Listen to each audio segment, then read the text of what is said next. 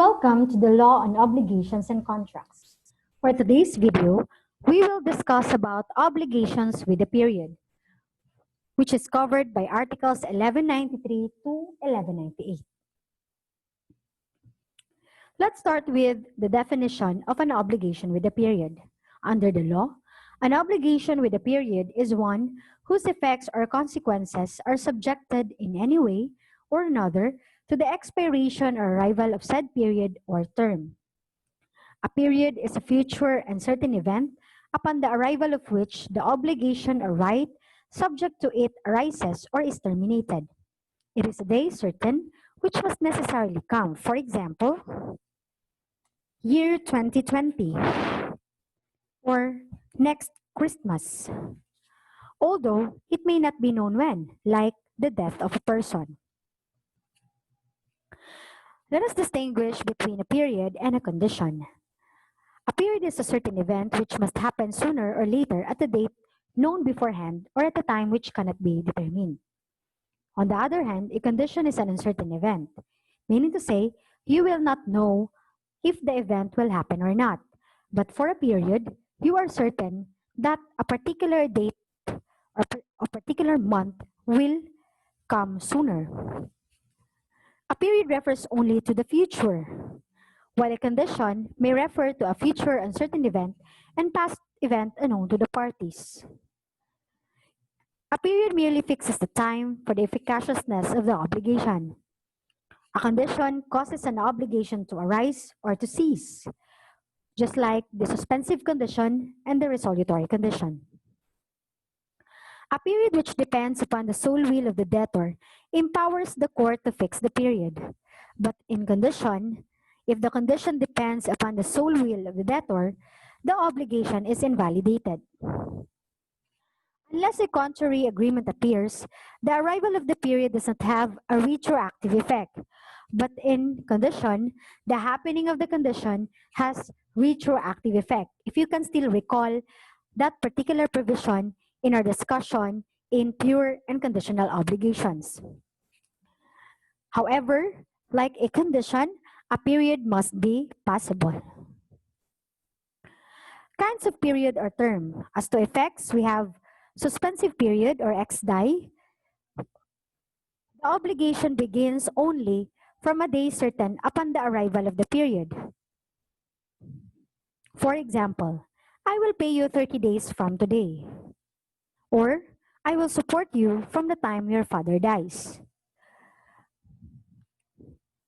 The obligation is suspended or will not take into effect until the period arrives.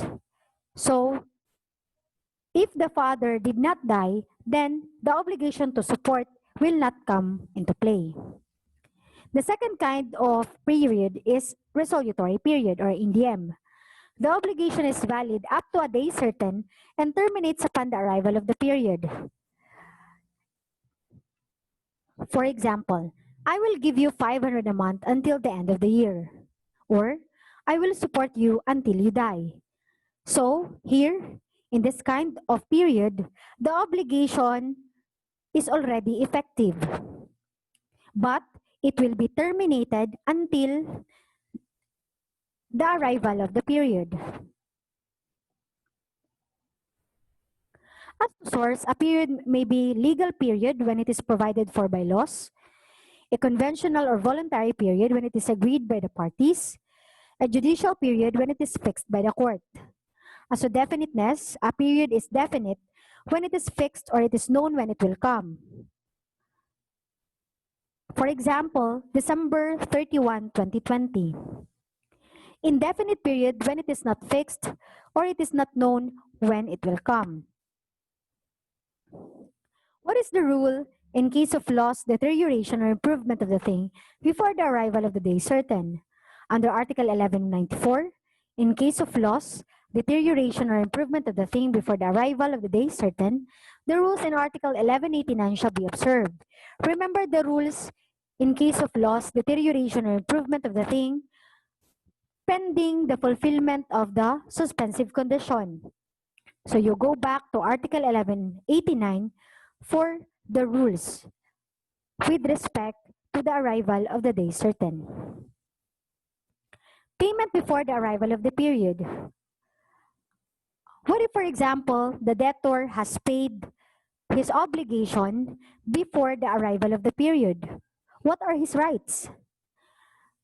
Under Article 1195, anything paid or delivered before the arrival of the period, the obligor being unaware of the period or believing that the obligation has become due and demandable, may be recovered with the fruits and interest. But this particular article applies only to obligations to give. Again, when you say obligations to give, it consists in the delivery of a thing, whether movable or immovable.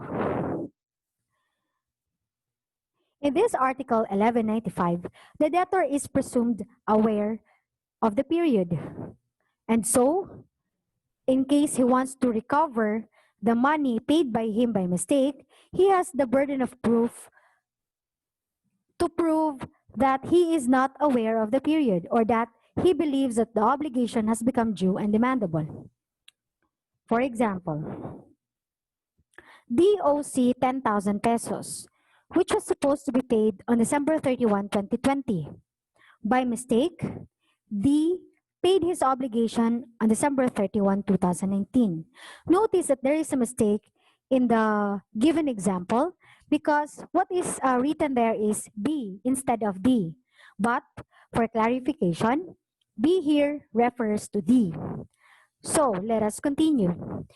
Here in this example, D paid his obligation a year before the obligation should have been due and demandable, which is on December 31, 2020.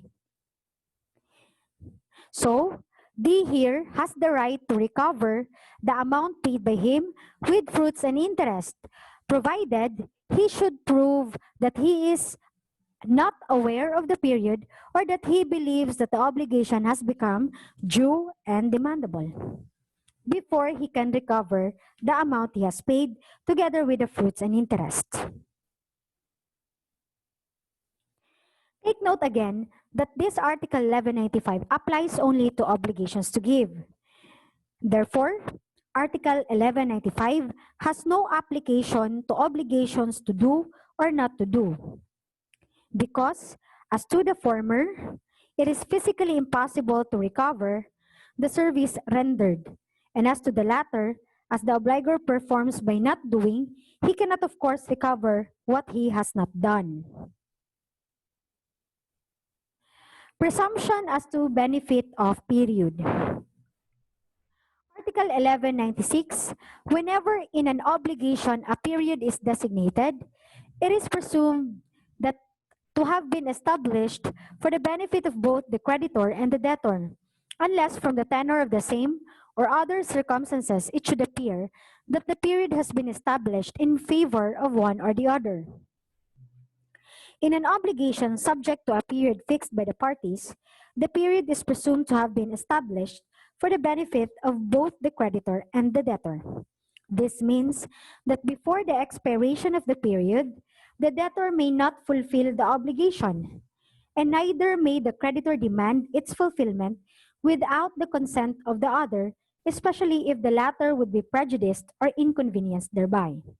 However, this presumption is rebuttable.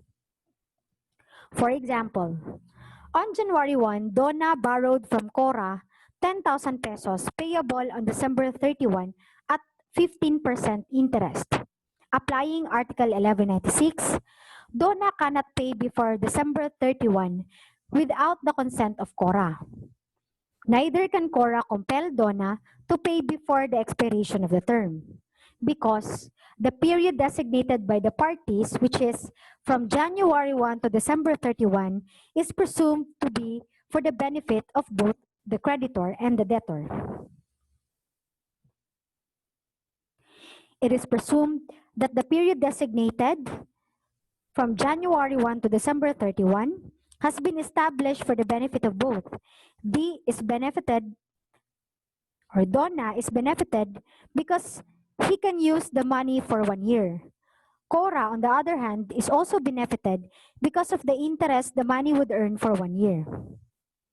In a contract of loan with interest, the term is generally for the benefit of both the lender and the borrower.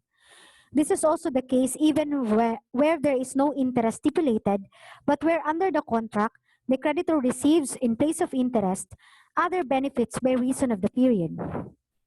Obviously, in the example given, Donna can pay Cora before December 31, provided the payment includes the interest for 1 year. Where the obligation of Donna is to deliver, say, 100 bags of rice, Cora cannot be compelled to accept performance before the expiration of the period, especially if he would be prejudiced or inconvenienced thereby. I hope you understood this particular Article 1196. But there are exceptions to the general rule. Number 1, if the term is for the benefit of the debtor alone. For example, Donna borrowed Cora 1,000 to be paid within 1 year without interest. In this case, the period of 1 year should be deemed intended for the benefit of Donna only. Therefore, he can pay any time, but he cannot be compelled to pay before 1 year. Why? Why this particular example is for the benefit of Donna alone? Because Cora will not earn interest from the debt of Donna, because the problem says that the 1,000 pesos is without interest. Second example, Donna promised to pay her debt on or before December 31, 2020. Here, the payment is to be made within a stipulated period. Donna can pay before said date. Second exception is if the term is for the benefit of the creditor. For example, Donna borrowed from Cora 1,000 payable in December 31, 2020, with stipulation that Donna cannot make payment before the lapse of the period, but Cora may demand fulfillment even before said date. Here, Cora can demand payment at any time, but Donna cannot shorten the 1 year period without the consent of Cora. Ordinarily, there must be a stipulation granting the benefit of the term to only one creditor, or to only the creditor. So, if there is no stipulation that the term is for the benefit of the creditor, then it is presumed that the period is established for the benefit of both the creditor and the debtor. How to compute term or period? Under the Administrative Code of 1987, legal periods. When you say year, it shall be understood to be 12 calendar months, meaning to say from January to December. When you say month of 30 days, unless it refers to specific calendar month, in which case it shall be computed according to the number of days the specific month contains. So when you say month, so it is equivalent to 30 days. But if the month is specified, for example, August, then month is equivalent to 31 days because August has 31 days. When you say day, it means a day of 24 hours. When you say night, it is from sunset to sunrise. A calendar month is a month designated in the calendar without regard to the number of days it may contain. It is the period of time running from the beginning of a certain numbered day up to, but not if there is not sufficient number of days in the next month, then up to and including the last day of that month. To illustrate, one calendar month from December 31, 2020 will be from January 1, 2021 to January 31, 2021. One calendar month from January 31, 2021 will be from February 1, 2021 until February 28, 2021. Because when you say month, you do not count the number of days. You will just refer to that particular month unless there is a specific calendar month. Under the Administrative Code, A year is composed of 12 calendar months, the number of days being irrelevant. What are the rules if the obligation does not fix a period? Under Article 1197, if the obligation does not fix a period, but from its nature and the circumstances it can be inferred that a period was intended, the courts may fix the duration thereof. The court shall also fix the duration of the period when it depends upon the will of the debtor. In every case, the court shall determine such period as may under the circumstances have been probably contemplated by the parties. Once fixed by the court, the period cannot be changed by them. So let us discuss. As a general rule, the court generally has no power to fix the period. What is the reason?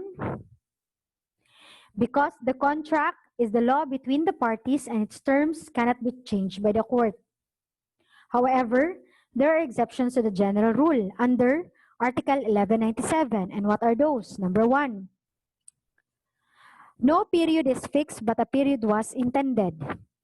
The second one is the duration of the period depends upon the will of the debtor. Under Article 1197, there are 2 cases when the court is authorized to fix the duration of the period. Article 1197 is part and parcel of all obligations contemplated therein.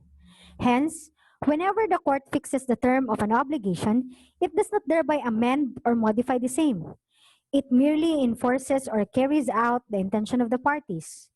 It cannot arbitrarily fix a period out of thin air. Okay? Example for the first case or first exception under Article 1197. D agreed to construct the house of C. The parties failed to fix the period within which the construction is to be made. Here, the court can fix the term, for it is evident that the parties intended that D should construct the house within a certain period. Ordinarily, if you plan to construct a house, there is an implied intention that the house should be constructed for a certain period of time. So, if the parties failed to fix the period for the construction of the house, then the court may fix the period for them. And again, once the period has been fixed, it cannot be changed by the parties. The second one is duration of the period depends upon the will of the debtor.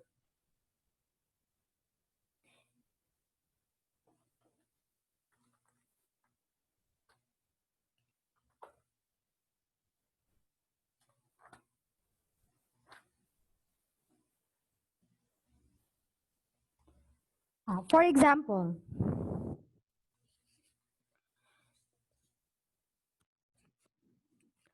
the debtor promises to pay when his means permit him to do so. Under the law, the obligation shall be deemed to be one with the period. In this case, what depends upon the debtor's will is not whether he should pay or not, for indeed he binds himself to pay. What is left only to his will is the duration of the period. If the debtor and the creditor cannot agree as to the specific time for payment, the court shall fix the same on the application of either party.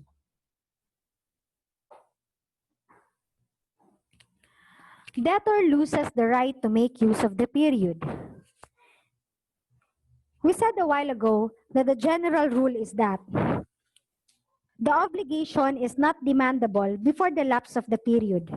However, in any of the cases mentioned in Article 1198, the debtor shall lose every right to make use of the period. That is, the period is disregarded and the obligation becomes pure and therefore immediately demandable. So let us read Article 1198. The debtor shall lose every right to make use of the period, number 1, when after the obligation has been contracted, he becomes insolvent, unless he gives a guarantee or security for the debt. When you say insolvent, it means that the debtor has greater liabilities than his assets, meaning he has no means to pay his liabilities. Second, when he does not furnish the creditor the guarantees or securities which he has promised. When he promised to give a security but the debtor failed to deliver the security, then in that case, the debtor will lose the right to make use of the period. When by his own acts, he has impaired said guarantees or securities after their establishment, and when through a fortuitous event, they disappear, unless he immediately gives a new one equally satisfactory. So here, he delivered the guarantee or security, but because of his fault, the guarantee or security was impaired, or it was impaired through a fortuitous event. So in that case, the debtor will lose the right to make use of the period unless he gives a new guarantee or security. Fourth, when the debtor violates any undertaking in consideration of which the creditor agreed to the period. Here, the period is agreed upon in consideration of an undertaking. Meaning to say, the creditor would not have entered into a contract and agreed to the period if not with the undertaking promised by the debtor. So we will learn later by way of example. And lastly, when the debtor attempts to abscond, meaning the debtor wanted to evade his liability. So let us go to the examples. First, when debtor becomes insolvent. For example, Donna owes Cora 10,000 due and payable on December. If Donna becomes insolvent on September 10, Cora can demand immediate payment from Donna even before maturity unless Donna gives sufficient guarantee or security. The insolvency in this case need not be judicially declared. So there is no need for a court declaration that the debtor is insolvent. It is sufficient that the assets of the Donna are less than his liabilities or that Donna is unable to pay his debts as they mature. Take note here that the insolvency of Donna must occur after the obligation has been contracted. Second, when the debtor does not furnish guarantees or securities promised. Suppose in the same example, Donna promised to mortgage her house to secure the debt. When you say mortgage her house, it means that Donna promised to give as collateral the house, her house, in order to secure the debt. If she fails to furnish said security as promised, then Donna will lose the right to make use of the period. The obligation will be immediately demandable. Third, when guarantees or securities given have been impaired or have disappeared.